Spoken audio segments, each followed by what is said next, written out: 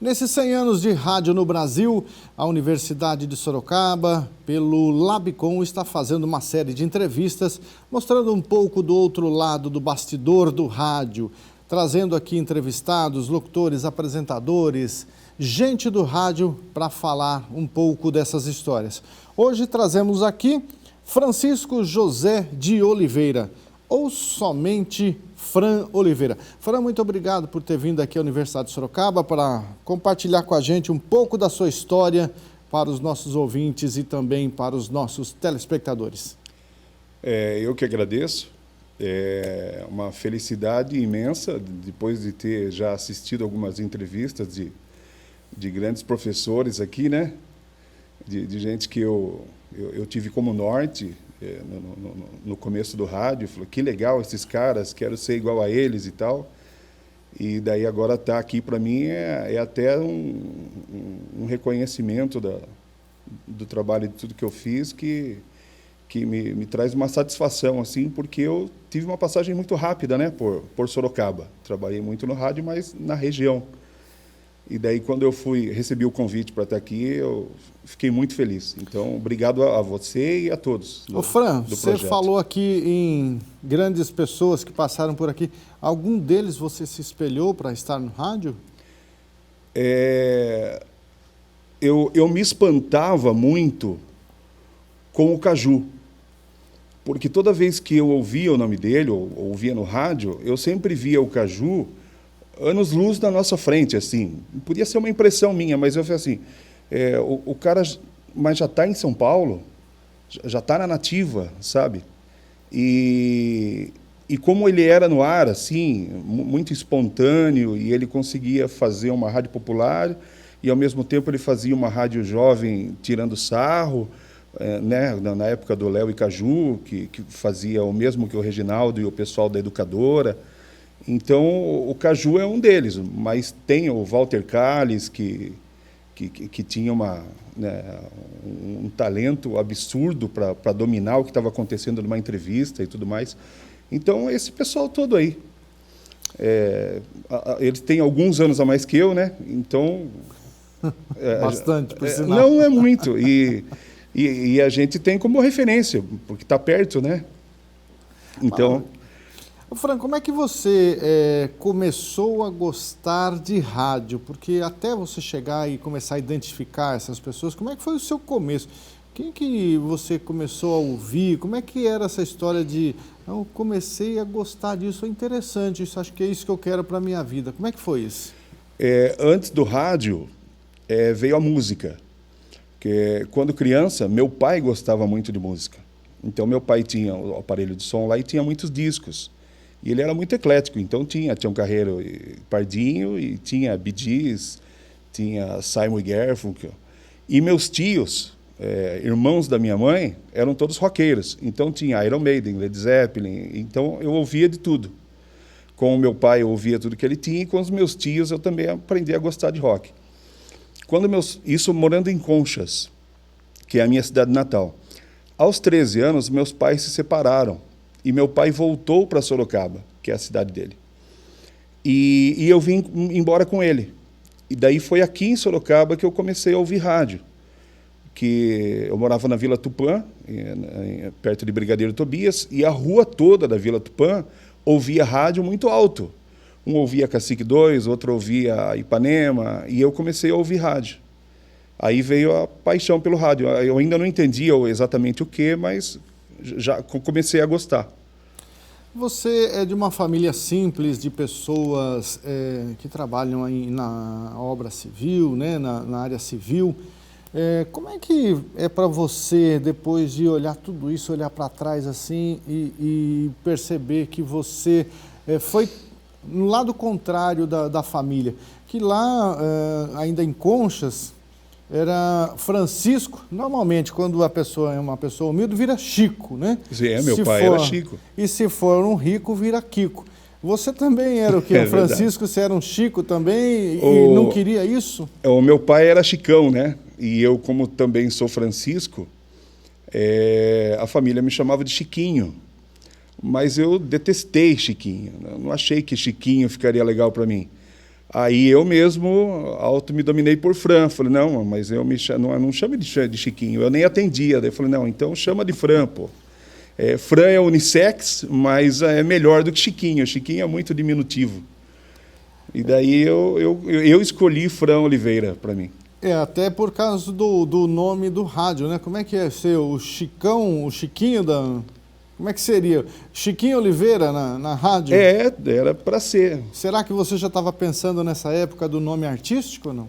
Pode ser também, porque eu ouvia os outros locutores todos com nomes já, né? Nome de artista, então... Mas foi naturalmente. Daí, quando perguntava o meu nome, eu falava Fran Oliveira. Como é que é, Fran, você é um menino ainda, morando aqui já em Sorocaba com o seu pai, começa a gostar de rádio, ouvir rádio. Como é que despertou em você esse negócio? É diferente, né? Porque quem gosta de rádio, gosta de música, assim, mas tem... Alguma coisa precisa ser diferente. O que o locutor fala, o que ele faz, o que a propaganda diz? Como é que você começou a gostar disso aí, começou a entender que isso aí era diferente? Eu não entendia, mas eu tinha uma curiosidade. Como que os locutores falavam tão rápido e sem errar? Né? Quando eu ouvia um comercial, por exemplo. Aí, normalmente as pessoas que gostam de música gravavam as músicas, né? Eu fazia o contrário, eu gravava o break comercial. Gravava o break comercial, depois eu voltava a fita, ia dando pausa, e em cada folha do caderno eu escrevia um texto comercial. Uhum. Depois eu voltava a fita toda de novo, soltava o break e tentava ler os comerciais junto com o locutor. Fazer como o locutor fazia. Como o locutor fazia, lendo os textos, e lia o break todo. Eu não sabia nem por que eu estava fazendo aquilo, mas me dava prazer de tentar imitar o locutor, achava legal. E daí eu procurei a Cacique. Um dia eu peguei o ônibus e fui até a Saldanha da Gama, 168. Com quantos anos isso? Eu tinha 16. E você recebeu um sim ou um sonoro não, ou nem foi atendido? Eu recebi vários volte amanhã. Mas não era com o doutor José Rubens, era ali na recepção. E daí até que... Tinha Alba já, né? Isso, mas o pessoal ali da recepção, eu me lembro que tinha um técnico de som chamado Robson Ferraz. Ele falava, olha, você tem que estar aqui umas 3 da tarde, mais ou menos, que é a hora que o doutor José Rubens sai do escritório dele para ir embora. Aí você pega ele aqui na porta. E daí eu comentei com o meu pai.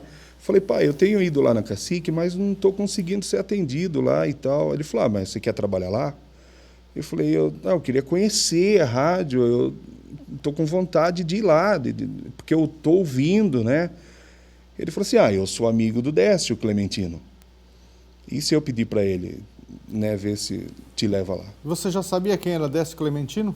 Só de ouvir, que a minha família toda ouvia, né? E eu dava risada, acordava de madrugada para ouvir. Mas não conhecia pessoalmente. E daí ele me levou até Brigadeiro num sábado, que tinha um jogo de futebol no campo lá, e o Décio estava sempre num bar ali do lado. Jogo varziano ali no centro, né? Aí ele se apresentou para o Décio, falou, Décio, olha, meu filho gosta muito de rádio e queria conhecer a Cacique, e mexe muito com isso, e como servente de pedreiro não vai mesmo, porque ele vai e fica fazendo corpo mole. É por isso que você escolheu rádio, o serviço de talvez seja isso, era... porque eu gosto mais de trabalho que não tem que fazer força. Aí ele falou assim, ele gosta? Isso é bom, gostar já é um meio caminho. E como eu morava na Vila Tupã, é caminho, né, de Brigadeiro para a cidade, ele falou, então fica lá no ponto de ônibus que amanhã cedo eu pego você. O Décio Clementino tinha um fusquinha branco a gás de cozinha. Botijão de gás. Botijão de gás. E daí, combinado. Daí eu fiquei no ponto de ônibus, ele passou lá de madrugada, me levou. Isso madrugada, 3h30 da manhã? Sim, porque o programa começava às 4. Era das 4 às 7. Depois entrava o jornal da manhã da Cacique. já com o Dr. José Rubens. E daí ele me levou. Daí eu fiz isso durante uma semana com o Décio, só no horário dele. E eu ficava sentado ali do lado do operador, quietinho, só assistindo o pessoal trabalhar. Quem que era o operador da época, você lembra? Douglas Amaral. Douglas Amaral, ou se não, o Reinaldo Bittencourt. E daí ele falou assim, ó, agora eu vou entregar você para o doutor, o Décio. Daí um dia ele conseguiu, às 7 da manhã, falou com o doutor, falou, olha, esse menino aí tem vindo aí e tal, e gosta, e quer ser operador. Daí conversou comigo, meu pai foi lá, assinou uma autorização, e eu comecei a aprender a trabalhar na madrugada da Cacique AM daí. Porque durante todo o dia era muita pauleira, não dava para ensinar, né? Eram programas que era tudo na cartucheira, coisa rápida e tal, e não dava tempo para um operador ficar ensinando o outro. E daí eu fui na madrugada. E daí na madrugada tinha um operador chamado Edson Sanches, que é meu grande amigo daí até hoje. Na madrugada ele apresentava o Curiango, e daí ele teve muita paciência comigo, que daí ele me ensinou a ser operador do AM. Esse programa, o Curiango, ele no princípio era apresentado por Leon Bogossian. A gente também rende as homenagens a ele. Agora, o Edson ensinou você lá a mexer com mesa de som, aquele negócio todo, né? E na madrugada, aí você já emendava com o Décio Clementino, já ficava até às 7 da manhã lá? Ficava para pegar carona, né? Para voltar embora. E o estágio com o Décio Clementino era legal porque era o estágio todo, não era só o rádio. Então o Décio, na volta, ele parava ali na lanchonete da Portuguesa, na Avenida São Paulo, perto da Santa Casa. Aí ele tomava mais algumas cervejas e me entupia de refrigerante.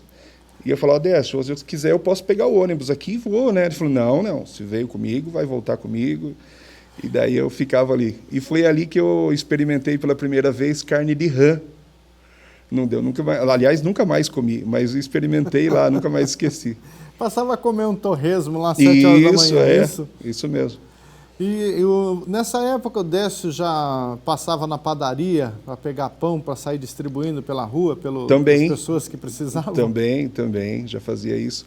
Fazia o programa Sem Camisa, com a cervejinha em cima da mesa. Eu acompanhei tudo isso aí. Foi meu padrinho do rádio, né? Me pegou e me levou para o rádio e é um grande amigo até hoje. Aprendeu a beber com ele também ou não? Não, porque ele não deixava na época. Né? Faça o que eu digo, não faça o que eu faço. Mas despertou a curiosidade. A partir do momento que eu pude beber, eu quis beber. Pois é, o Décio Clementino... Mas talvez não seja só ele, já veio de família, né? Os meus pais e sim. tios também já eram amantes de uma cervejinha gelada. Porque é um trabalho muito difícil, né? Eu costumo falar que pedreiro bebe de desgosto, né? Porque é um trabalho pedreiro, servente, pessoal que trabalha em obras, é pesado, né? Então toma para esquecer um pouquinho, esquecer as dores, né? Pode ser. Essa situação de ter o Décio como um padrinho, despertou você também alguma coisa no sentido de rádio, de ser ter um programa mais despojado, ou você queria ser aquele locutor de FM para anunciar música? Luizinho, ali na Cacique, depois que eu virei operador mesmo e aprendi a trabalhar e comecei a fazer parte da escala ali de operadores do AM, de frente aqui para o locutor, na técnica, nós olhávamos para o lado esquerdo, que era a recepção da rádio, então eu via passar por ali, a caminho do estúdio do FM, que era lá no fundo, que ainda não era nem Cacique FM, era Cacique 2 FM, né? Para mim eram estrelas, os locutores que passavam por ali iam para o FM. Então eu comecei a me interessar pelo FM, porque era mais moderno, né? E eu era um moleque novo, então eu me interessava mais pelas músicas que tocavam no FM, pelo jeito de se comunicar. E as fãs do FM eram mais interessantes do que as fãs do AM. Então eu vi ali passando a Jane Sampaio, o Emerson Zanetti, era uma seleção, né? O Eli Martins, o Valentim dos Santos. Então eu falei, nossa, Guina Guran, eu queria estar no meio desse pessoal. Mas ainda não tinha experiência nenhuma, né? E nem pensava em ser locutor. Mas eu já gostava do clima do FM, de tudo. Saía né? ali da mesa de som do AM e ficava lá dando uma olhada. Quando trabalhava à noite, sim. Que a noite era mais tranquilo, né? A recepção da rádio era fechada. E à noite sempre tinha o Guina Guran lá à noite, ou a Cíntia Rubinato. E daí a técnica no AM também era mais tranquila e tal. Na hora da Voz do Brasil, nós íamos... Eu sempre ia lá para o estúdio do FM para respirar aquele outro clima do FM. De alguns nomes que você disse aqui, por exemplo, Eli, Emerson, Valentim, Guina, Norberto Nord, tinha até o Zé Antônio que vinha de São Paulo aos finais de semana. O Zé Antônio vinha aos finais de samba. semana só para fazer um programa de samba. Uhum. E esse cara tinha um vozeirão e era muito bom na comunicação também, né? E daí ele mexia com eventos, ele trazia grupos de samba para tocar aqui na região. E eu ficava encantado, porque no final de semana o clima na rádio era outro. Né? O Zé Antônio trazia com ele um alto astral, assim. E saíam de lá, daí eu nunca fui junto, mas eu sabia que saindo de lá eles iam almoçar em algum restaurante bacana. Aí eu falei, é isso que eu quero para a minha vida. Você como um menino novo, né, trabalhando como operador aí na década de 90, né, já sentia que as fãs, né, mandavam cartinhas, mandavam abraço. Você chegou a se encantar por algum ouvinte nessa época? Não. Eu era muito ingênuo, Luiz, e era assim, eu gostava mais de rádio do que de mulher. Não que não gostasse, mas o interesse era mais de estar ali mesmo, tendo uma realização pessoal, uma conquista de estar no rádio, do que a paquerinha. A paquerinha ficava em segundo plano, a gente gostava mais de rádio mesmo. Demorou para... É porque tem muitas histórias, né, de operador de áudio, de locutores, que se encantavam também com as ouvintes, né, que ligavam, dos dois lados, né, quem atendia o telefone, as ouvintes e ouvintes também se encantavam com quem estava do lado, porque nessa época ainda um radialista era um artista, né? Era muito bem quisto pela sociedade. Muito glamour na glamuroso, né? E do outro lado também, porque quem trabalha em rádio sabe que às vezes o trabalho ali é monótono, né? É repetitivo, e a pessoa fica ali sozinha às vezes, operador de áudio, locutor, às vezes fica sozinho dentro de um estúdio. E quando liga alguém, às vezes está ali carente, né? Precisando conversar. Já teve alguma conversa boa com o ouvinte, marcou um encontro e foi com roupa diferente? Isso é clássico, né? Sim, mas demorou, né? Depois, quando eu já era locutor, depois dos 20 e poucos anos, aí sim tive encontros assim. Mas deu o famoso golpe de ir com a roupa diferente, falar que era alto, magro, sarado? Não, a minha técnica era diferente. Eu fazia assim, quer me conhecer? Então eu falei assim, olha, é no horário comercial na rádio. Porque daí você podia avaliar o material primeiro, né? E ser avaliado também, né? E ser avaliado também, lógico. Mas daí, se você não tivesse interesse, você fala assim, agora não dá para rolar nada, que eu estou trabalhando. Entendi. E se fosse coisa boa, a gente marcava para depois. E também a recíproca era verdadeira, né? Sim. O ouvinte chegava, olhava bem na cara do cidadão e falava, que bom, vamos continuar na boa amizade. Né? Exatamente, não era o que a pessoa tinha esperado. Até porque se eu fosse bonito, tinha ido para a TV, né? A gente já escolhe o rádio porque para ficar camuflado. E agora, com essa situação de câmeras em estúdio, que não dá mais para esconder, né? O cidadão tem a lata meio estragada, não tem nem como, né? Não tem como mais. Você acha que piorou nesse sentido das pessoas não saberem mais quem é? Acabou essa glamorização das pessoas tentarem entender quem é, imaginar. Essa magia do rádio acabou com esse negócio de câmera no estúdio, com que as pessoas olhavam, falavam, nossa, deve ser lindo, maravilhoso. Aí olha na câmera hoje, vê no Facebook, vê no Instagram, falando, gente, não dá. O bichinho é estragado mesmo. Não só em relação à paquera, Luizinho, mas isso que você falou é interessante. Porque a imagem, ela tira um pouco do encanto do rádio, porque o rádio é uma fantasia, né?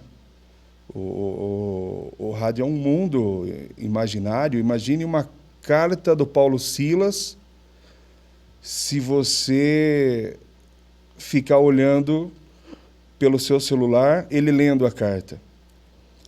Perde toda a magia. É uma carta de um ouvinte, um programa que conta um romance ou qualquer coisa assim, se você não fechar os olhos, não imaginar, você não vive aquilo dela. Ela perde toda a essência, toda a força, né? Então, essa câmera dentro do estúdio hoje, houve a necessidade de toda uma adaptação, né? Toda uma adaptação. Algumas coisas deixaram de ser... amarrou a criatividade de alguns, porque, por exemplo, uma imitação, um locutor dentro do estúdio que tem vários personagens, né? E agora tem a câmera, perde um pouco o encanto, porque você não só ouve mais. E daí você começa a ver que é a mesma pessoa que faz 3 personagens, chega a ter até uma decepção, né?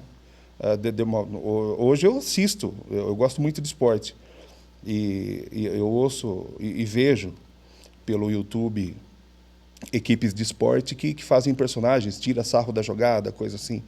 Agora já me adaptei, mas houve um tempo assim que primeiro chocou, para depois passar a ser uma coisa normal, né? Você acha que Décio Clementino não está nem aí com esse negócio? Porque ele fica lá, coloca no YouTube, coloca no Facebook, ele sem camisa, não está nem aí com esse negócio de câmera? Não, mas o Décio não vai existir outro, né? Não vai existir outro. O Décio é singular. Não dá para imitar o Décio, não dá para ser parecido com o Décio, fica feio se tentar fazer igual. O Décio é ímpar. E o Décio, ele também não se adapta a nada, ele tem que ser ele como ele é, na minha opinião. Houve até um tempo em que ele foi para Ipanema, eu fiquei muito feliz de ver que ele foi e continua sendo o mesmo Décio. Né? Porque não tem o que fazer, o Décio é o Décio, com todas as características, defeitos, histórias e lendas que ele traz junto com ele, ele é o Décio, não tem o que fazer. Não dá para mudar, Não né? dá para mudar. Se mudar, é muito singular, exatamente. Muito ímpar. Fran, você sempre teve vontade aí de ser um locutor, estava lá no meio de todo mundo, trabalhando lá no rádio AM ainda como operador. Como é que foi você abrir o microfone e falar, agora eu sou o personagem principal, eu sou locutor? Como é que foi isso e onde foi? Eu demorei para ser locutor. Eu fui ser locutor, já tinha 22 anos, de 99 para 2000, na FM Vale Verde, em Cesarilândia. Mas antes disso, eu era operador de AM na Cacique, e eu fiquei sabendo de alguém que tinha me dito que tinha uma rádio gospel perto da Cesário Mota, e lá poderia se fazer locução. Qual que era a frequência dessa rádio? 94,5. É uma frequência Aliança de FM. Eu não tenho absoluta certeza, mas essa frequência não é oficial, né? Ou é 94,3, alguma coisa assim. O senhor é um contraventor também? Sim. Esse crime já prescreveu, né? Por isso que dá para contar. Mas era uma piratona e nem existia o termo gospel. Era uma rádio evangélica que se falava, né? Uhum. E daí eu tô lá. E daí eu era ouvinte da Cacique FM, da Ipanema, mas o que tinha para falar lá? A gente tinha que desanunciar os hinos e falar, olha, esse foi mais um louvor da banda tal, que tinha que seguir o que tinha ali na rádio. E quem que eu conheci lá? Marcos Alves, também na mesma situação que eu, né? Era só operador na Ipanema, na madrugada, e queria ser locutor também, queria praticar a locução, queria iniciar, fazendo locução lá também. Daí foi lá que ficamos amigos. Marcos Alves fazendo o programa evangélico, esse é uma coisa nova para a gente aí, né? Foi o nosso começo. Aliás, o Marcos ama muito rádio. Ele, um tempo atrás, eu perguntei, porque eu sabia que ele colecionava camisetas, né, das rádios que ele trabalhou e tal. e falei, Marcos, você tem a camiseta da Aliança FM? Que eu não tenho mais. Daí ele falou, cara, eu tinha, mas guardei no forro de casa, choveu, estragou tudo, alguma coisa assim. Mas até um tempo atrás ele ainda tinha a camiseta da Aliança FM, que era a piratona evangélica que a gente trabalhou. E aí a primeira vez que você trabalhou oficialmente, com registro, tudo direitinho, foi em Cesário? Eu, depois de bastante insistência, né? Porque... Muito não na sua vida para ser locutor? Não, na Vale Verde mesmo teve bastante não. Porque eu era muito ruim, né? Eu não era um locutor com experiência. E então, até que um dia, o diretor falou, olha, vamos fazer o seguinte, eu vou te dar 30 dias para você frequentar a rádio. E nesses 30 dias eu vou tentar corrigir o seu R, que o seu sotaque é muito pesado. Você fala Leonardo, você fala Vale Verde. E a gente vai tentar tirar isso. E nesses 30 dias eu fiquei lá fazendo laboratório, gravava comerciais e gravava, desanunciava música, tudo no estúdio de gravação. Gravando, bastante coisa com R para tirar o Leonardo, o Vale Verde, e tentar moldar, né, tirar o sotaque, que era muito pesado. E nesse meio tempo trocou o diretor também. Saiu o Marquinhos e entrou o Funga. O Funga, que é diretor da Vale Verde até hoje. E daí, era dezembro de 99. Daí entrou Natal e Ano Novo. Ele falou assim, ó, pode descansar, volta aqui no dia 1º de janeiro. Que daí eu vou te falar se passou ou não. Final de ano passou... Eu passei na ansiedade, sem dormir. Aí no dia 1º de janeiro, mas foi assim, eu cheguei, ele nem judiou de mim. Eu cheguei às 8 da manhã, logo ele já chegou na rádio e falou assim, parabéns, viu, você vai ser contratado, pode trazer a carteira. E daí eu fiquei muito feliz, e daí eu virei locutor da FM Vale Verde. E como é que foi o primeiro dia que você abriu o microfone, falou coisa certa ou entrou nervoso, falou coisa errada? Eu tinha uma certa segurança por causa das comunitárias de antes, né? E a Vale Verde é uma grande escola. Ela pertence ao grupo Central de Rádio, de Tatuí, que tem outras emissoras. E a Vale Verde é uma baita de uma faculdade de rádio para quem quer aprender. Porque ela tem muita paciência com quem quer aprender. Então, foi aos poucos, colocou na madrugada, aí fui falando hora certa, essa madrugada você vai só falar hora certa. Foi locutor cuco, né? Isso, amanhã você começa a desanunciar música, daí depois de 3 dias começa a mandar alô, aí depois começa a trabalhar nos finais de semana como folguista. Então, aí quando você vê, você já está seguro, né? Porque tem uma pressão, né? Estou falando numa rádio grande, que fala para a região toda. Para a região toda. A Vale Verde, ela pega do sul de Minas ao norte do Paraná. É uma grande audiência, né? É uma potência. E você ficou lá por um bom tempo, né? Durante 7 anos, até 2007. Você se realizou lá ou você tem vontade ainda... ou teve vontade de trabalhar em alguma outra emissora, falar, não, essa aqui eu gostaria e não consegui? Luiz, eu tinha vontade de voltar para Cacique, porque esse sonho nasceu na Cacique, né? Eu trabalhei no AM e eu saí dali com vontade de virar locutor da Cacique FM. E não conseguiu? E daí, em 2007, o Décio Lanzaro, um dia eu falei, eu tenho que ir embora para Sorocaba, já fiquei bastante tempo aqui. E daí eu vim, um dia visitei a Cacique, falei com o Décio Lanzaro, que é muito amigo meu, ele era técnico do estúdio de gravação, e falei, Décio, você não consegue me ajudar a vir para Cacique? Ele falou, olha, acho que sim, né? Estão contratando gente aí, está tendo umas mudanças. E eu consegui, ele marcou um dia para eu falar com o Dr. José Rubens, eu entrei e eu vim para Sorocaba. Mas não me realizei, porque me decepcionei, aliás, porque eu entrei na Cacique daí já preparado como locutor, só que adulto. E daí adulto enxerga as coisas de uma outra maneira. Tem conta para pagar também, né? Exatamente, contas para pagar. E quando criança, eu não via coisas que adultos sentiam, né? Então, quando eu voltei para Cacique em 2007 e para ser locutor do FM, eu não gostei daí do que eu vivi, sabe? Do momento em que a emissora estava vivendo e tal. Tinha muito locutor também. Eu me lembro que na escala tinha 7, 8 locutores, então estava sobrando locutor, tinha pouco espaço para mim.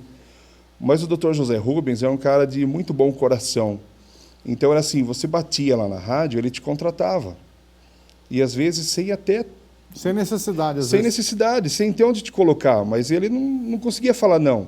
Então eu fiquei ali por um período, muito tempo no AM, fazendo finais de semana no FM, aí às vezes batia de frente com o Júnior, porque o pai dele colocava na escala, o Júnior tirava.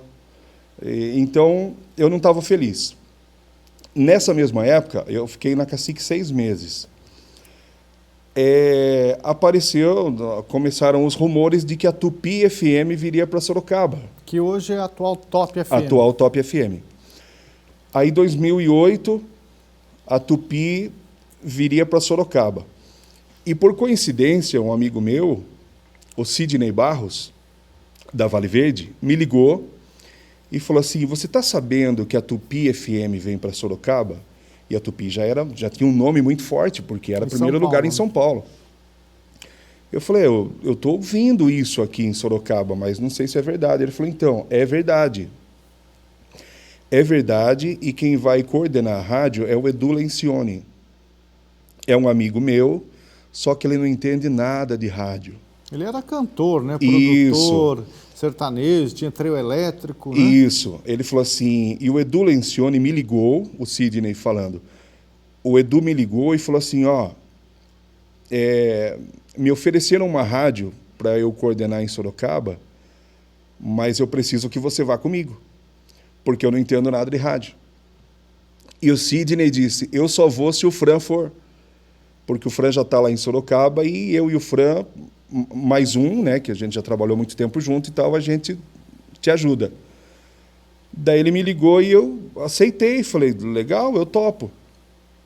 Daí, assim, coisa de alguns dias, a Tupi entrou no ar. Aí eu pedi demissão da Cacique e fui para a Tupi. E lá você teve espaço para falar, para se comunicar? Não fui locutor.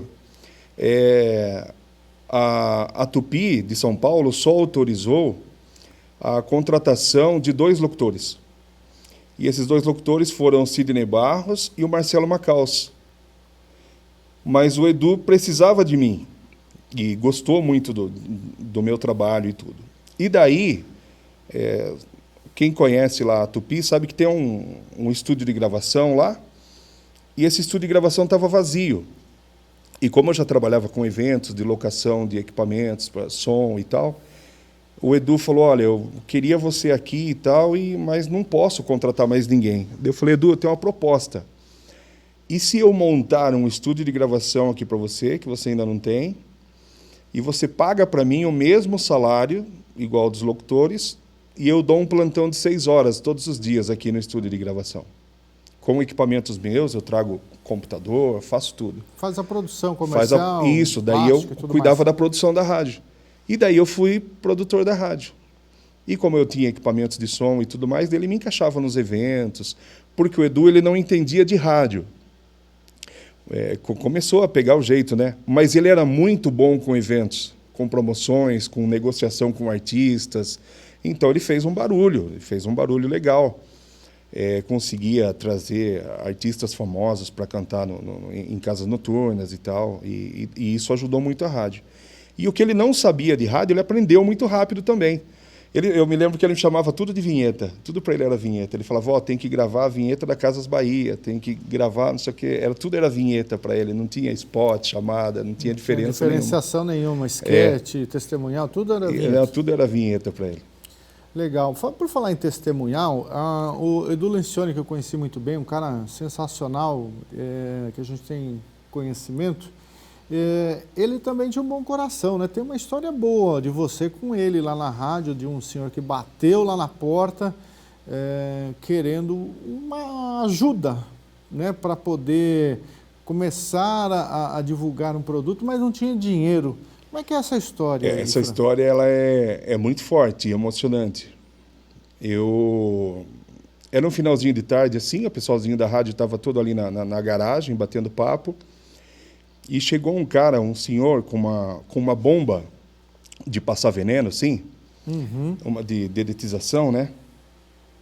E ele disse assim, pessoal, eu conversei ali com um restaurante da frente, do outro lado da praça, que vendia marmitex e era cliente da rádio. A mulher comentou comigo que desde que ela começou a anunciar aqui na rádio, as vendas dela aumentaram muito, ela está vendendo muito mais marmitas. E eu queria anunciar o meu trabalho também. É muito caro, quanto custa? E daí eu me lembro que o Edu falou assim, olha, o que exatamente você precisa e tal, e começaram a conversar. E daí o Edu disse o seguinte, falou, olha, o que ele queria eram testemunhais, né, todos os dias. Um testemunhal é aquilo que o locutor dá o aval dele, o locutor fala ao vivo, né? Olha, gente... Ou faz um link, né? Agora eu vou te dar uma dica importante, olha só que legal, e daí falava do trabalho do cara. E daí o cara... E isso custava R$100 cada testemunhal na época, mas o contrato mínimo era uma semana, 2 vezes ao dia. Ou seja, daria em torno de R$1.000. Daria R$1.000 e o Edu tinha que fazer o contrato e esse pagamento teria que ser feito todo de uma vez. Mas o Edu se comoveu e o cara falou, não tenho esse dinheiro, posso trazer os R$200 todos os dias? E o Edu se comoveu e abriu uma exceção para esse cara. E ele fez o primeiro dia. Daí, acho que no segundo ou terceiro dia, o cara já veio lá e pagou o resto do dinheiro que faltava para a semana toda. Na outra semana, ele já trouxe dinheiro para a semana toda de novo. E na terceira ou quarta semana, Luiz, ele apareceu lá de carro zero. E não sabia o que... feliz, porque ele queria contar para a gente que a rádio mudou a vida dele, que uma rede de supermercado grandes ligou para ele porque ouviu a propaganda no rádio. E ele tinha know-how para atender a rede grande. Apesar de ser pequeno, ele tinha conhecimento, porque ele trabalhou numa empresa grande. Aí ele pediu para um amigo que tinha um carro bonito e se vestiu bem e foi lá atender o cliente, fazer a reunião e fechou um contrato grande. Esse contrato grande mudou a vida dele e depois de um mês ele apareceu na rádio de carro zero e não sabia o que fazer para agradecer a rádio. Você acha que tudo isso é a força do rádio juntamente com um bom coração de dar uma oportunidade para uma pessoa simples ali, uma pessoa que quer crescer, que muda a vida das pessoas? Você acha que o rádio tem esse poder até hoje? Tem, Luiz. E é por isso que eu repito sempre, essas palavras não são minhas, mas eu não lembro nem de quem que eu ouvi, que é assim, uma pessoa uma vez escreveu numa lousa, rádio-comercial e rádio-comunitária. Aí ele disse o seguinte, antes de você... Circulou-se a palavra comercial e disse assim, antes de você faturar com o comercial, você tem que ser uma bela de uma rádio. E mesmo na rádio comunitária, mesmo que você queira implantar o trabalho comunitário para ajudar as pessoas, daí circulou-se a palavra rádio, você tem que ser uma baita de uma rádio. Porque se você não for uma rádio legal, gostosa de ouvir, não adianta você pegar o microfone e falar, gente, pelo amor de Deus, tem uma pessoa precisando de um remédio. Porque ninguém está ouvindo. Ninguém ouve rádio ruim. Ninguém ouve rádio ruim. Depois que você tem uma rádio bem feita, aí você implanta o trabalho que você quiser. Daí você consegue convencer as pessoas daquilo que você quer falar, você consegue ajudar quem precisa, você consegue atingir resultados, mas antes é necessário se fazer uma boa rádio. Você acha que o rádio já teve esse poder de comunicação, de persuasão dos ouvintes para que eles pudessem ajudar outros é um remédio, uma pessoa que está por necessidade, uma cesta básica, vamos ajudar. Por que será que isso não acontece hoje mais nas rádios? Eu acho que ainda acontece, Luiz, mesmo que numa menor proporção, né? Hoje o rádio ele divide um pouco a sua audiência, né, com a internet. As pessoas hoje estão com os celulares nas mãos, 24 horas. Mas o rádio, em muitos lugares, ele ainda é o principal meio de comunicação, né? Tem muitos lugares que, por exemplo, na região do Amazonas, é só o rádio AM. Inclusive, não tem nem celular, nem FM, e nem, não tem como se comunicar a não ser através do rádio AM. Até pela distância com que ele consegue atingir as pessoas em situações distintas, longes, então, ribeirinhas, né? A gente sabe que o governo se comunica com aldeias através do rádio AM, né, naquelas regiões e tal. Então é assim, não só por isso, mas porque o rádio em alguns lugares também é muito tradição, que nem Conchas. Tem uma rádio comunitária chamada Pérolas FM, que é muito querida pela cidade, e as pessoas ainda ouvem, mesmo Conchas estando cercada ao seu redor de excelentes rádios, né? Mas aí tem aquilo de que você é amigo do locutor, então o rádio não perde essa força, ele permanece, né? E quanto às dificuldades também de estar em rádio, né? Eu sei que você foi para, depois da Tupi, ou Top, de uma rádio grande, você andou viajando bem aí e encontrou, por exemplo, uma rádio comunitária em Campos de Holambra, ou seja, uma realidade diferente. Teve muita dificuldade em se adaptar de uma rádio grande para uma região de mais de 2 milhões de pessoas, chegar numa cidadezinha pequena e voltar para uma comunitária, por exemplo? A realidade ela é chocante. O Sidney Barros, que era meu amigo, em 2008 para 2009, a Tupi FM fechou com o Edu Lencioni. E ficou por um período assim, trocando de bandeira, né? Até que o Edgar assumisse.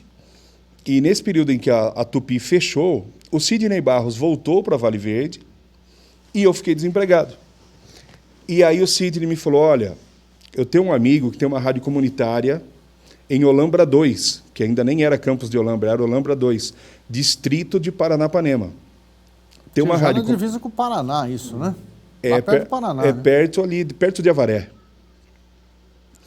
E eu tenho um amigo que tem uma rádio comunitária lá e ele precisa de ajuda para formar uma nova equipe, para treinar uma molecada, para ensinar o pessoal lá a trabalhar de uma forma mais profissional.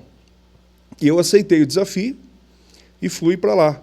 Inclusive lá eu conheci o Edgar, que o Edgar era divulgador de bandas, e ele passou na rádio um dia e me deixou lá uma caixa com 100 mil CDs do grupo Talagaço. E eu falei, caramba, você é aqui, Edgar? Eu falei, pois é, eu estava viajando, estava lá no Paraná e tal, e como divulgador já. Então, o Edgar, todo o sucesso que ele faz hoje, tudo que ele conquistou, tem um alicerce, né? O cara batalhou pra caramba, sou muito fã dele. E falando ainda da rádio pequena, o trabalho de oferecer treinamento, de passar a experiência que eu tinha para a molecada, de reunir uma turminha, de ensinar a fazer o rádio, foi mais um presente para mim do que para eles, porque eu vivi essa coisa nova de estar ali, podendo passar um pouco do que eu sabia. E principalmente de ver os resultados. Daí a molecada logo assim, já despontando e querendo e gostando. Que legal. E hoje eu sei que muita gente de lá depois foi fazer TV. Que legal. E você foi sozinho para lá e voltou em 3, né? Lá eu conheci uma mulher, casei e tive meu filho, o José, que agora tem 11 anos de idade. Agora, 16 de setembro, ele faz 11 anos. E de lá você partiu já para outro lado, né? Para Foz do Iguaçu. O que você foi fazer em Foz do Iguaçu? Então, eu terminei esse trabalho que eu fui fazer em Olambra e depois disso eu não tinha mais para onde ir. E eu me vi desempregado. Eu coloquei meu currículo num site, que eu não me lembro mais se chama Cine Brasil, se não me engano, é um site de currículos para profissionais dessa área. Uhum. E Foz do Iguaçu, a cidade FM de Foz do Iguaçu, me chamou. E o cara me ligou e falou, olha, o que está aqui no seu currículo é verdade? Você é produtor mesmo? Daí eu falei que sim. E ele falou, você tem como me mostrar alguns trabalhos que você já produziu e tal? Eu estou precisando de um produtor. E daí eu mostrei, a gente foi conversando e tudo, e era bem na época da Copa da África, em 2010. E daí eu sei que deu certo. Ele me chamou, eu fui, trabalhei lá durante 5 anos, e foi minha última rádio. Aí eu voltei de Foz do Iguaçu, já trabalhando por conta daí. Lá que eu descobri o trabalho que eu faço hoje. Hoje você é um profissional ainda de rádio, de produção, de comunicação, mas não rádio. A sua comunicação hoje é indoor, né? A minha empresa faz rádio interna para supermercados e lojas, shoppings. Uhum. E aí a gente atende também algumas emissoras de rádio FM, faz gravação de comerciais, chamadas de promoção e comerciais. E também um outro braço da empresa faz locação de som e luz para eventos. Mas está no meio da comunicação, sim, isso não para de E jeito como nós temos as emissoras de rádio que são clientes, então a gente fala com rádio todo dia, né? Com certeza. E está sempre ouvindo para acompanhar a tendência, para poder falar a linguagem do rádio. Ô, Fran, você teve dificuldade até para falar de uma forma sem falar o R, sem puxar o R de porta aberta, né? Que a gente fala aqui em Sorocaba, né? E teve que falar inglês com turista na rua. Como é que foi a dificuldade disso Foz aí? do Iguaçu. Essa história é legal, porque me mandaram um dia fazer pedágio. Eu não fazia pedágio, flashes na rua, nada. No meu trabalho era só no estúdio de gravação, na rádio, lá na Cidade FM, em Foz. E um dia falou, olha, você vai ter que fazer o pedágio. Tá bom, vamos fazer o pedágio.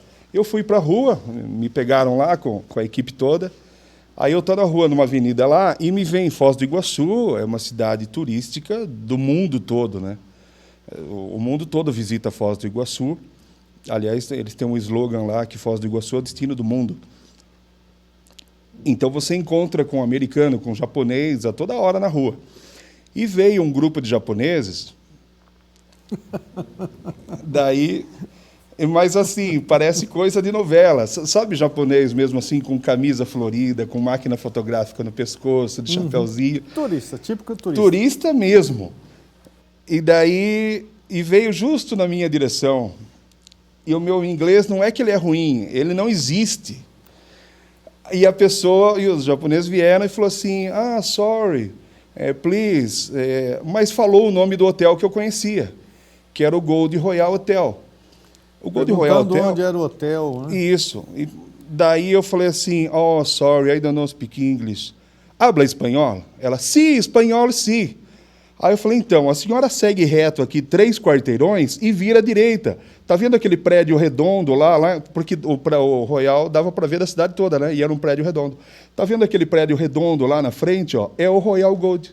Ela, graças, graças, e foram embora. E o pessoal falou, Fran, você não falou em espanhol. Exatamente. Com eles. Você falou em português. Sim, mas aí ela o pessoal... entender, né? Eu falei, mas eles entenderam. E foi isso, na verdade eu não falei nem inglês nem espanhol, mas eu perguntei, né, habla espanhol? Sim, espanhol, sim, graças. Eu também não. Eu falei, então, a senhora segue reto aqui e vai lá. Maravilha. Agora a gente tem alguns amigos, né, que sempre aprontam e a gente está por perto para ver. Como é que é um cidadão jogar chicletes num policial? Eu trabalhava na Vale Verde e a Vale Verde ela é uma rádio grande numa cidade pequena, né, que é Cesário Lange. Então ela atende toda a região. Então a gente tem que viajar muito, porque tudo que acontece é fora da cidade. É Boituva, é Itapetininga. E nesse dia nós estávamos indo para Itapetininga para fazer alguns flashes de lojas lá. E eu fiz o horário da manhã, o sertanejo da manhã, e uma das notícias que eu li é de que nesse dia em Itapetininga, o governo federal iria entregar algumas viaturas para a polícia de Itapetininga. E eu li essa notícia e pronto, encerrei o horário e tal. E a viatura nova da rádio, ela tinha acabado de ser adesivada. Então, só abria o vidro do motorista. O vidro do lado de lá não podia abrir ainda porque o adesivo estava secando. E fomos eu e o Ricardo Kern para Itapetininga. Aí eu estou dirigindo e o Ricardo do lado. Aí nós estamos na estrada, sentido Itapê, na duplicada já, depois de Tatuí. E o Ricardo Kern tira uns chicletes da boca e joga pela minha janela. Eu estava de motorista. Quando ele joga, passa uma viatura e os chicletes dão no policial dentro da viatura. Aí os caras andaram mais um pouco e já deu sinal, e ligou sirene, mandou encostar. Aí encostamos atrás, assim, e a gente não sabia se dava risada, ou se ficava nervoso, e falou, cara, o que você fez? Jogou um chiclete no policial? Ele, mas eu não vi, ele entrou bem na hora. Aí encostou e tal, e os caras vieram. Documento do veículo, carteira de habilitação, falou, amigo, você jogou um chiclete na gente? O que né? Tá revoltado com a polícia? Aconteceu alguma coisa? Falou, não, daí expliquei, falou, foi acidente, o vidro de lá não está abrindo, ele não viu, jogou bem na hora e tal. Mas os caras não gostaram de ter jogado chicletes, eles queriam multar, queriam fazer alguma coisa. Eu falei assim, inclusive, porque eu lembrei da notícia que eu li, falei, olha, inclusive, o senhor me perdoa, a gente está atrasado, eu estou indo lá para Itapetininga para cobrir lá o evento, que está chegando viatura para vocês lá, do governo federal. Falei, você está indo lá? O Geraldo Alckmin vai estar lá, né? Daí eu falei, sim. Ele falou, então, não, nós estamos indo lá também. Daí ele esqueceu dos chicletes. E escoltou a gente até o evento. Que maravilha, saíram bem, né? Não, poder de comunicação aí, de conseguir enrolar o policial. Mas só que eu não tinha que estar nesse evento, nós íamos fazer flashes de clientes da emissora. Daí, para não ficar ruim, a gente passou lá primeiro, daí eu liguei para a rádio, falei, eu estou aqui e tal, está acontecendo isso, daí eu fiz um flash do evento. Deu uma enrolada. Um somebody love. E tem também, além dessas coisas, sempre tem um para fazer uma presepada, e presepada num velório é demais, né? O Ricardo Kern, se você explicar as coisas para ele 10 vezes, ele ainda não entendeu. Então, era complicado. Ele era o cara que batia na porta de vidro da rádio. E daí um dia nós fizemos um churrasco na casa de um amigo, e assim, 2 casas em frente, estava tendo um velório. E nós ligamos para o Ricardo. Ricardo, vem aqui, a gente está assando uma carninha na casa de um amigo e tal. Ele falou, tá, e aonde que é? Não existia o celular para você mandar a localização igual hoje, né? A gente falou assim, na rua tal, e a hora que você chegar, você vai ver um monte de carro, cara. É só chegar. E ele veio no velório. E ele tinha uma moto, ele chegou já fazendo barulho com a moto, desceu. Na época, ele era o único que tinha uma máquina fotográfica digital, que era coisa nova. E ele tinha uma máquina fotográfica digital, e ele chegou fazendo graça, já falou, não, as fotos deixa comigo, deixa que eu tiro, e cumprimentando o pessoal. Aí ele foi Cadê a cerveja? Cadê o churrasco? Exatamente, assim, cadê o pessoal? Cadê o Fran? Cadê o Sidão? E daí ele foi vendo que ele estava num velório. E o pessoal falou, Ricardo, você está procurando o Fran e o pessoal da rádio? É aquela casa ali. Pelo amor de Deus. E ele entrou no velório, fazendo festa, procurando a gente. E tem presepada também em restaurante, né? O Robson. O Robson Ferraz, que é um amigo aqui de Sorocaba, que hoje não trabalha em rádio mais, mas trabalhou na Dumont, trabalhou na Vanguarda, e ele, uma época, entrou na Vale Verde. Entrou na Vale Verde e, como eu já morava em Cesário Lange há muito tempo, todo mundo que vinha para entrar na Vale ficava na minha casa. O Funga, que era o diretor da rádio, já falava, Fran, pode ficar na sua casa? Ah, pode. Beleza. E o Robson veio e fez umas madrugadas lá e tal, e já, num sabadão, ia fazer o final de semana. Aí, como ele era de fora, ficou combinado que um restaurante tal, ali na cidade, próximo à rádio, ia fornecer as refeições para ele. E era para ele ir lá, buscar o marmitex e tal. que estava autorizado. Aí estamos lá num sabadão, o Robson no ar, nós escutamos ele fazer a abertura e tudo, e entrou no ar, e tocou música. E daí sumiu o locutor do ar. Cadê o Robson? E a rádio ficou no automático. E música, e vinheta, e comercial, e volta, e música de novo, e não tinha hora certa, e cadê o locutor? Aí o Funga, de Tatuí, ligava para mim, para o Sidney, para quem morava na cidade, falou, viu, o locutor sumiu, cadê o rapazinho? E dá um pulo lá. E daí, como eu morava mais perto da rádio, eu falei, eu vou subir lá ver o que está acontecendo. Entrei na rádio, a gente tinha chave, abria e tal, a rádio sozinha, e tudo ali no piloto automático. E daí logo o Robson chegou. Eu falei, cara, onde você estava? Você abandonou a rádio aqui? Ele falou, não, eu fui almoçar. Eu falei assim, mas era só o tempo de pegar lá o Marmitex e voltar, o restaurante aqui na esquina. Ele falou, então, mas você não acredita. O Marmitex e comer lá na mesa, com sobremesa à vontade, era o mesmo preço. Ficou lá, lógico. Aí ele lá abandonou a rádio e ficou lá, como se estivesse de férias. Essa foi a história. Se fosse na Rádio Vanguarda, seu Salomão falava assim, abandonou a nave, pode cair o avião. Exatamente. Agora, Fran, nós vivemos hoje num mundo diferente, né, de rádio, né, em que os artistas muito pouco vão às emissoras de rádio, mas no passado, eu me lembro de ver Zezé de Camargo, por exemplo, vindo de ônibus, de cometa para a Rádio Cacique, Leandro e Leonardo, Alain Aladim, vários artistas aí, né, iam até as rádios para promover os seus discos, né? E você teve uma surpresa boa um dia no estúdio de rádio com o Mato Grosso, da dupla Mato Grosso e Matias, divulgando o disco, é isso? Isso. Em 2007 ainda, eles tinham acabado de estourar um sucesso lá já da música... Tentei Te Esquecer. Tentei Te Esquecer. E aí eles fizeram um novo disco com a música que se chamava Eu Te Perdi, versão da música Início. E ele estava divulgando esse disco. E ele chegou na rádio. Só que minutos antes dele chegar na rádio, tem uma história. Era todo finalzinho de tarde, assim, 3h30, 4 horas da tarde, nós fazíamos uma vaquinha ali para forrar o estômago. Então, alguém já falava, pessoal, e aí, o que a gente vai comer hoje e tal? E pegava aí estava ali R$1, R$2 de cada um, a vaquinha. Do outro lado da rua já tinha um supermercado, né? Aí fizemos uma vaquinha ali, mas aquele dia essa vaquinha foi assim, muito magra, sabe? Moedas. Era para matar a fome mesmo. Moedas de cada um. Aí eu sei que daí alguém foi lá e comprou uma Coca-Cola de 2 litros, alguns pães e mortadela. Então já era chique. Já estava chique essa vaquinha. Isso. Aí, né? Aí estávamos Normalmente nessas vaquinhas de rádio dá para um pão com manteiga, um pão com língua, né? Que é só pão e boas. E daí eu, o Sidney Barros e a Lisiane, que era a recepcionista na época, enquanto o Sidney foi buscar o pão, o Mato Grosso chegou, o cantor Mato Grosso chegou na recepção e eu o atendi.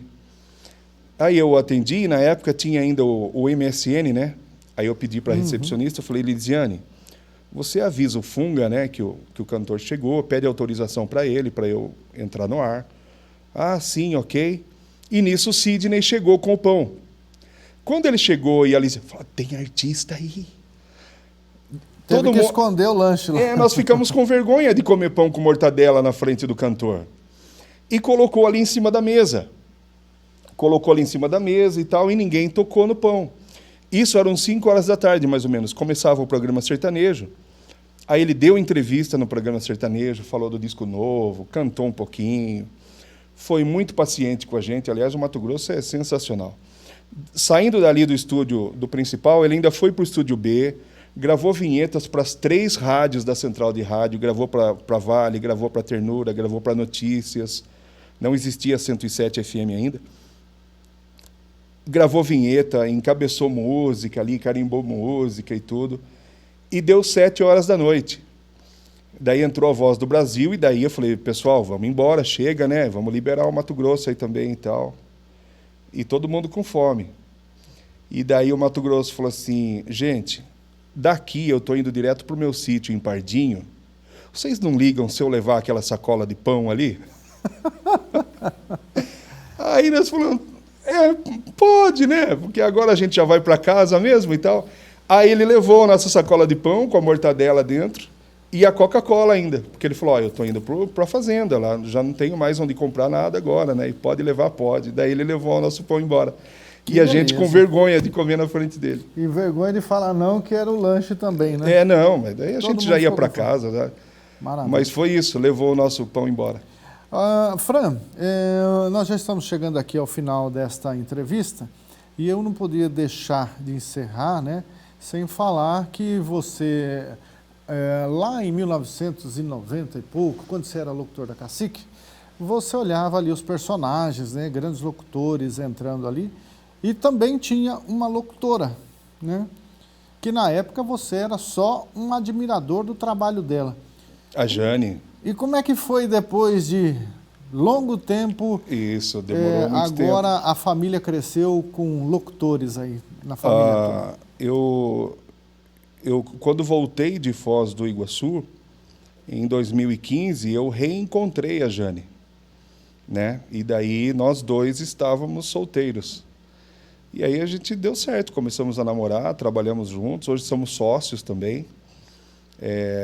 O trabalho que eu faço hoje, ela tem uma empresa igualzinha à minha, que faz o mesmo trabalho, e daí nós colocamos as duas empresas para trabalhar juntas, para somar, né, para atender melhor a nossa carteira de clientes. E agora essa parceria é para sempre, porque além de trabalhar juntos, nós somos grandes amigos, né? E agora ela que controla a sua vida também, com certeza. 24 horas. Com certeza. Agora, Fran, você já passou por várias situações de rádio, em 2010 deixou de ser locutor, com certeza largaria tudo para voltar a se pagar as suas contas, né? O que você acha que mudou do rádio, da época que você começou, o que você deixou para ir para um outro caminho, e o que você espera para esses próximos 100 anos de rádio? Ô Luiz, você tocou num ponto importante que é o financeiro.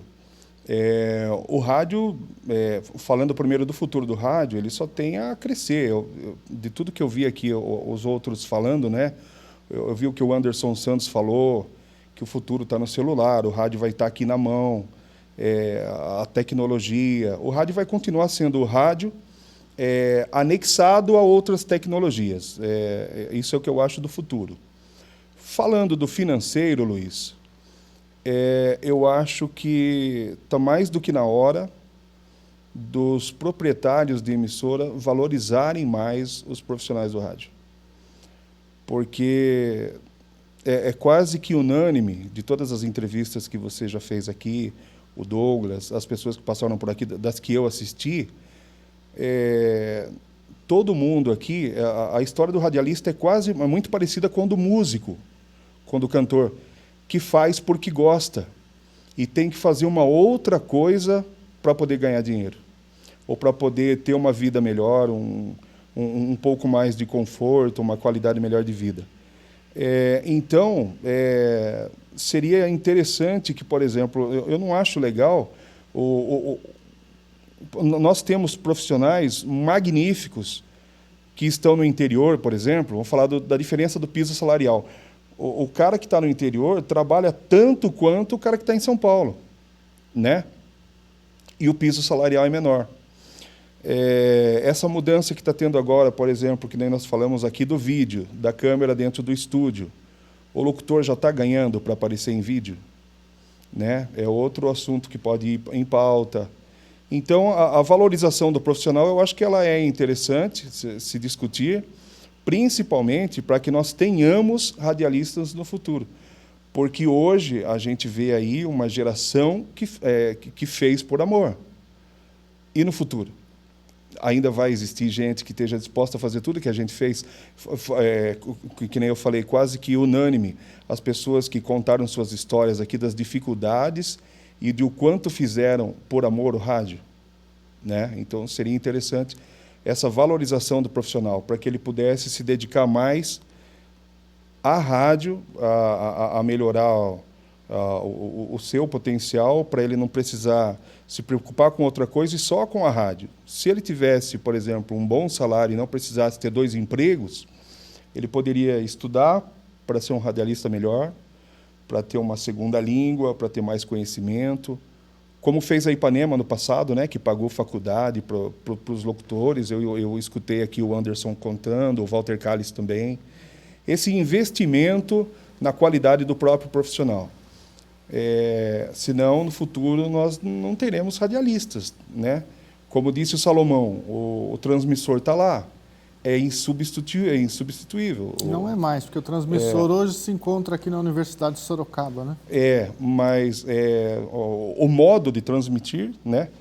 Mas vai continuar precisando de funcionários, de profissionais.